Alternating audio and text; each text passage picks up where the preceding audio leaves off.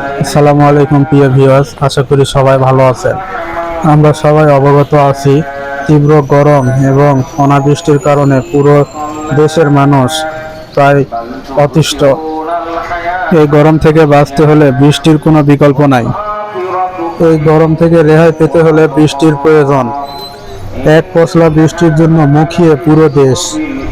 এই বৃষ্টির জন্য দেশের বিভিন্ন স্থানে ইস্তেস্কার নামাজ আদায় করা হচ্ছে। তো সারা দেশের ন্যায় আমাদের জয়পুরহাটেও ওলামা পরিষদের উদ্যোগে ইস্তেস্কার নামাজের আয়োজন করা হয়েছিল। এই নামাজের মাধ্যমেই সবাই আল্লাহর সন্তুষ্টি লাভের চেষ্টা করে এবং নিজেদের ভুল ত্রুটির জন্য ক্ষমা প্রার্থনা করে।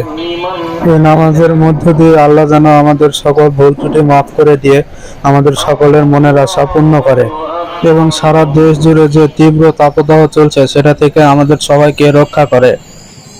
আরও কয়েকটি কথা না বললেই নয়। আমরা মানুষ জাতি তো আল্লাহর সৃষ্টির সেরা জীব। সৃষ্টির সেরা জীব মানুষের জন্য পৃথিবীতে সবকিছুই দিয়েছেন, কিন্তু আমরা তার বেশিরভাগেরই অপব্যবহার করি। এই পুরো দেশ জুড়ে যে তীব্র তাপদাহ চলছে তার জন্য দায়ী আমরাই। এখন হয়তো বলবেন যে কেমন করে আমরা দায়ী। তার আগে একটি কথা বলি, কথাটা বোঝার চেষ্টা করবেন। গাছ কেটে নগর গড়লাম, সেই নগরে ফ্লাইওভারও বানালাম, ফ্লাইওভারে গাছ আঁকলাম, তারপরে লিখে দিলাম গাছ লাগান, পরিবেশ বাঁচান। আমার এই কথাটি দ্বারা এটাই বুঝালাম যে এই তীব্র তাপদাহ এবং অনাবৃষ্টির মূল কারণই হচ্ছে গাছপালা না থাকা। গাছ আমাদের অক্সিজেন দেয়, শীতল বাতাস দেয়, ছায়া দেয়।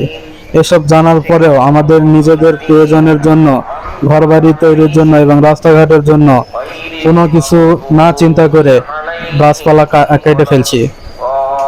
এই গাছপালা কাটা বন্ধ না করলে দিন দিন তাপমাত্রা বেড়েই যাবে।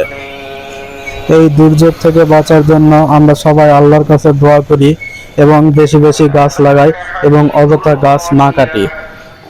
আর একটি দুঃখের কথা না বললেই নয়, এই অনাবৃষ্টির কারণে আল্লাহর কাছে ক্ষমা দোয়া না চেয়ে ব্যাঙ ধরে বিয়ে দিচ্ছে। আসলে আমরা এসব জেনে শুনে শিরক করছি।